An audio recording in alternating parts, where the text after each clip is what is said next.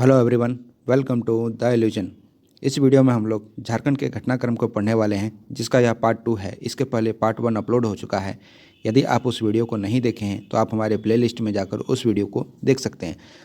आगे बढ़ने से पहले चैनल को सब्सक्राइब करें, दोस्तों के साथ शेयर करें, वीडियो पसंद आता है लाइक करें। इसका PDF आप डाउनलोड करना चाहते हैं तो आप हमारे प्लेलिस्ट में जाएँ और टेलीग्राम ग्रुप, व्हाट्सएप ग्रुप और फेसबुक पेज से जाकर इसको डाउनलोड कर सकते हैं। पिछले वीडियो में हम लोगों ने पढ़ा था 1733 ईस्वी तक। आज हम लोग शुरू करेंगे 1757 से लेकर आगे के वर्षों में कौन कौन सी घटनाएं घटी हैं उन सभी के बारे में। तो 1757 में राजमहल में सिराजुद्दौला की गिरफ्तारी हुई थी। सिराजुद्दौला कौन थे? बंगाल के नवाब थे। और यदि आपने हिस्ट्री पढ़ी है तो सिराजुद्दौला के बारे में आपने पढ़ा होगा। इनका तो कुछ हाल ऐसा था कि अपनों ने ही इसको लूटा और इसलिए इसका लोटिया डूब गया। तो कुछ ऐसी ही इनकी कहानी है। आप हिस्ट्री जब पढ़ेंगे तो आपको पूरी तरीके से समझ में आएगा सिराजुद्दौला के बारे में, क्योंकि सिराजुद्दौला के समय में जो अंग्रेज़ थे वो बंगाल के क्षेत्र में बहुत ज़्यादा हावी थे। मैं यहाँ पे हिस्ट्री को कवर नहीं करूँगा, फिर भी मैं एक मोटे मोटे तौर पे आपको बता दिया। तो खैर हम लोग आगे चलते हैं। 1765 में संथाल परगना को ब्रिटिश शासन के अंतर्गत लाने के लिए सफल सैन्य अभ्यास हो चुका था। तो संथाल परगना को ब्रिटिश शासन के अंतर्गत कब लाया गया? तो यह होगा साल यानी वर्ष 1765। 1767 में अंग्रेज़ों का सिंहभूम में प्रवेश हुआ था। सिंहभूम का क्षेत्र, मैं आपको एक क्वेश्चन यहाँ पूछना चाहूँगा कि सरंडा वन कहाँ है? झारखंड से ही यह क्वेश्चन है। सरंडा वन कहाँ स्थित है? आप इसका आंसर हमारे कमेंट बॉक्स में देंगे। 1769 में चुवार आंदोलन शुरू हुआ था। उसके पहले ही जो है वो सिंहभूम में अंग्रेज़ों का प्रवेश हो चुका था 67 में। 1771 में झारखंड क्षेत्र पूर्णतः ब्रिटिश शासन के अंतर्गत आ गया था। तो पूरी तरीके से झारखंड क्षेत्र जो है वो ब्रिटिश के शासन के अंतर्गत कब आया? 1771 में। मतलब थोड़ा सा लेट तो लगा, लेकिन उतना भी लेट नहीं, जल्दी ही आ गया था। 1772 में पहाड़िया विद्रोह प्रारंभ हुआ था, जो 1772 से 1782 तक चला था। पहाड़िया विद्रोह कब से कब तक हुआ चला, या फिर कब से कब तक हुआ था? तो 1772 से 1782 तक। इसी समय गोपाल राय द्वारा पुराने पलामू किले का भी निर्माण कार्य शुरू किया गया। तो पलामू के पुराने किले का निर्माण कार्य किसके द्वारा कराया गया? तो वो होगा हमारे गोपाल राय के द्वारा पलामू किले का निर्माण कराया गया। 1789 में चतरा के प्रथम मुंशी की नियुक्ति की गई। चतरा में पहले मुंशी नहीं होते थे। चतरा हमारा आज का एक ज़िला है, यहाँ पर मुंशी नहीं होते थे। लेकिन 1789 में यहाँ पर मुंशी होना आरंभ हुआ। ये जो है ये 8 नहीं है, यहाँ पर 7 होगा। ठीक है, ये होगा 1789 79, क्योंकि इसके बाद 80 आएगा, तो यहाँ पर थोड़ा सा मिस्टेक हुआ, आप उसको सुधार लें। तो चतरा में पहले मुंशी नहीं हुआ करते थे, अब यहाँ पर मुंशी की नियुक्ति होने लगी 1779 में। ठीक है, अब 1780 में देखते हैं। रामगढ़ में सेना जो है उसकी छावनी का निर्माण किया गया 1780 में। रामगढ़, आपको मालूम है रामगढ़ का जो बॉर्डर है वो अभी एक वर्तमान में ज़िला है। इसका बॉर्डर हमारे झारखंड की राजधानी रांची से लगती है, गिरिडीह से लगती है, और भी बहुत सारे आगे पीछे ज़िले हैं। तो आप मैप को अच्छे से देखें। मैं जब भी पढ़ाता हूँ तो आपको मैं ये बराबर में बोलता हूँ कि आप डेली मैप को ज़रूर देखें, जिससे आपकी नॉलेज बढ़ेगी और आप का जगह या क्षेत्र के प्रति आपका रुझान बढ़ेगा और आपको चीज़ें अच्छे से समझ आएगी। तो 1781 में सर्वेश्वरी देवी का विद्रोह हुआ। तो ये भी क्वेश्चन जो है ये बहुत ज़्यादा पूछा जाता है। सर्वेश्वरी देवी का विद्रोह कब हुआ? तो 1781 में इन्होंने विद्रोह किया था। 1785 में तिलका मांझी को फांसी दे दिया गया, और इसको फांसी कहाँ दिया गया? भागलपुर में दिया गया। तो तिलका मांझी को फांसी दिया गया भागलपुर में। इसको भी पेड़ से ही लटका कर मारा गया है। झारखंड में जितने भी विद्रोही थे या फिर क्रांतिकारी थे, सबका मृत्यु एक तरीके से कहें तो सबका पेड़ पे ही, कभी बरगद के पेड़ में, तो कभी पीपल के पेड़ में, कभी आम के पेड़ में, कभी भी किसी को भी पेड़ में कहीं भी लटका दिया जाता था। तो बेसिकली बरगद के ही पेड़ में लटकाया जाता था, क्योंकि उसके जो रस्से झूले हुए रहते हैं उसी से उनको बांध दिया जाता था। उतना करने का मतलब, उतना ज़्यादा ये कुछ करने का उसमें काम नहीं होता था। जो उसके जो रस्से झूले हुए हैं उसी से बांध करके उसी से लटका दिए। तो इस तरह से अंग्रेज़ों ने यहाँ पर दमनकारी नीति चलाई थी। तो तिलका मांझी को फांसी कहाँ दिया गया, तो भागलपुर में दिया गया और वर्ष है 1785 में। अब आते हैं 1795 से 1810 में तमार विद्रोह हुआ था। तमार विद्रोह का काल जो है वो 1795 से लेकर 1810 ईस्वी तक रहा है। अब 1797 में बूंदी में मुंडाओं का विद्रोह शुरू हुआ।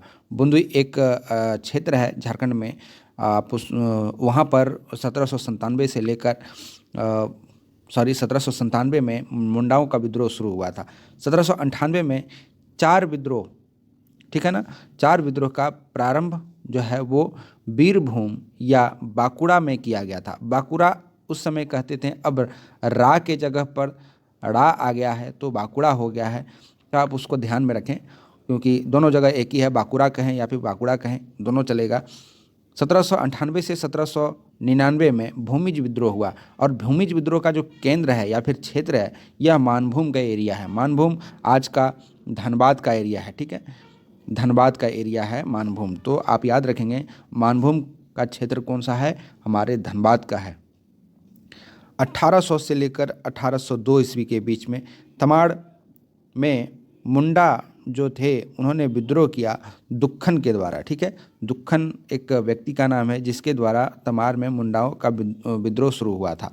तो आप इसको भी याद रखेंगे 1800 से लेकर 1802 के बीच। 1800 में ही चेरो विद्रोह का प्रारंभ जो है वो भुक्खन सिंह के नेतृत्व में किया गया था पलामू में।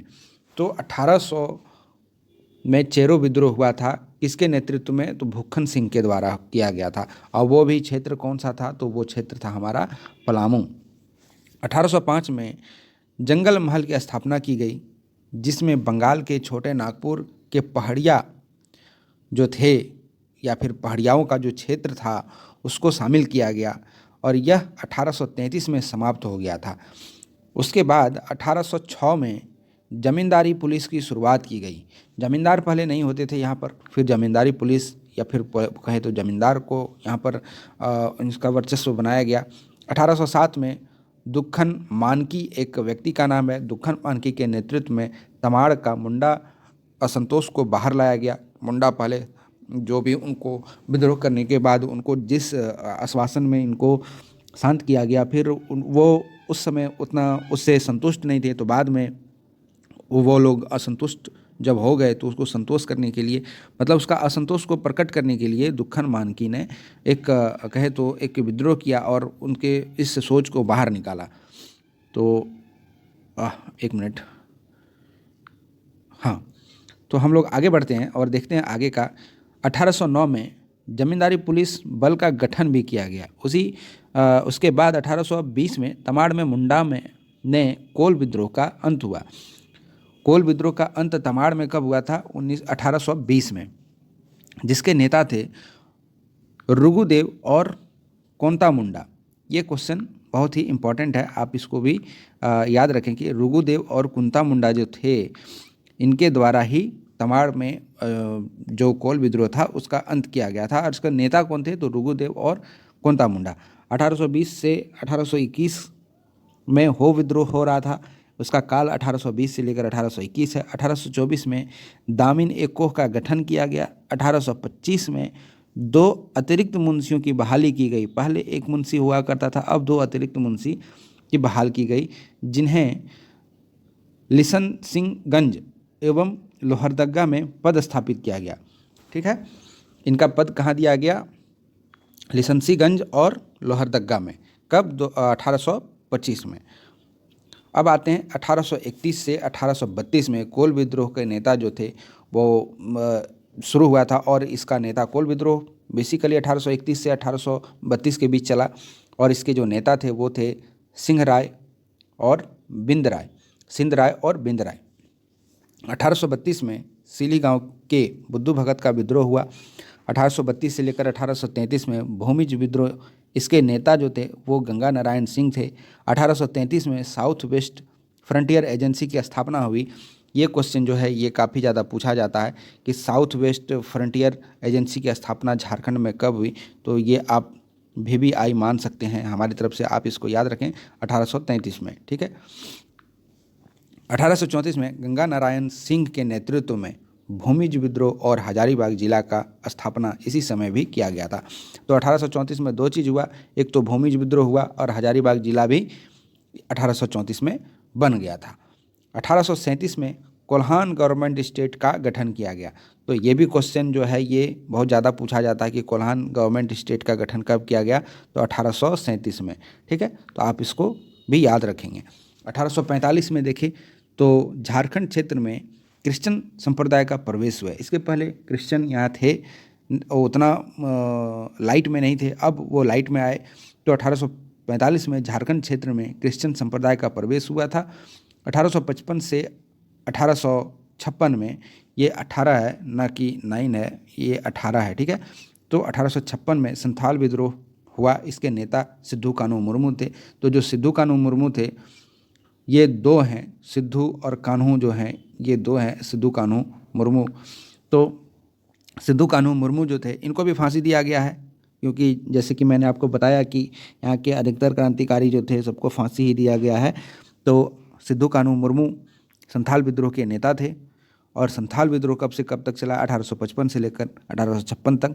उसके बाद 1856 में पुलिस बल की स्थापना की गई। 1860 में संथाल परगना में जमींदारी जुल्म के खिलाफ संथाल विद्रोह किया गया।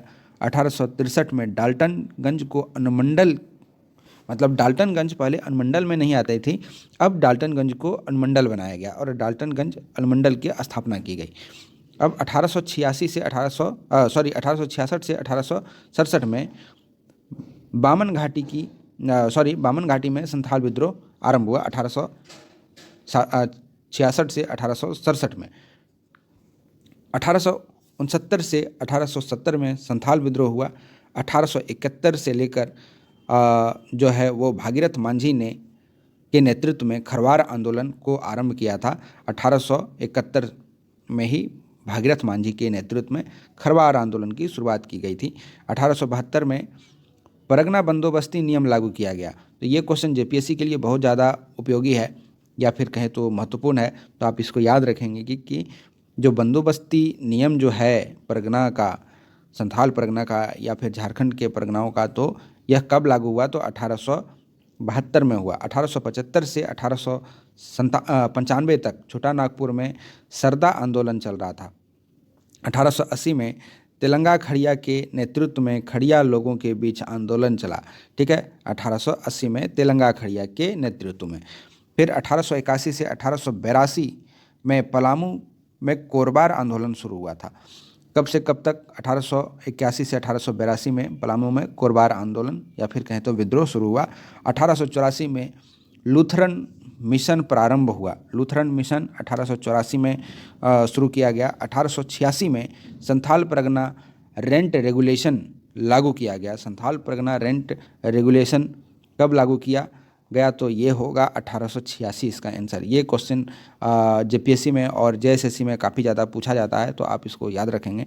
1895 से 1895 से लेकर 1900, 900 नहीं 1900, 1895 से लेकर 1900 मुंडा आंदोलन, जिसके नेता बिरसा मुंडा थे। तो बिरसा मुंडा किसका नेतृत्व कर रहे थे, तो ये होगा मुंडा आंदोलन का। मुंडा आंदोलन का शुरुआत जो हुआ वो 1895 से शुरू हुआ और ये चला 1900 तक, और जिसके नेता थे ये थे बिरसा मुंडा। 1897 में छोटा नागपुर कम्यूटेंस, ठीक है, कम्यूटेंस एक्ट की स्वीकृति को जो है वो अवेल किया गया, मतलब इसको स्वीकृति दी गई। कब, 1897 में छोटा नागपुर कम्यूटेंस जो थे उसको उस एक्ट की स्वीकृति मिल गई। तो आज का लेक्चर यदि आपको अच्छा लगता है तो प्लीज़ लाइक इट और subscribe the illusion channel. Thank you for listening. God bless you all.